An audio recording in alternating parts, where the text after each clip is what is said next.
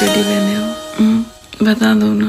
अबे तो बताइनी है, फिर पूछा तरू तो चाहे डालो रंग भोगी चाहे डालो पानी कि सच को होता नहीं बिना चोरिए के बने सच को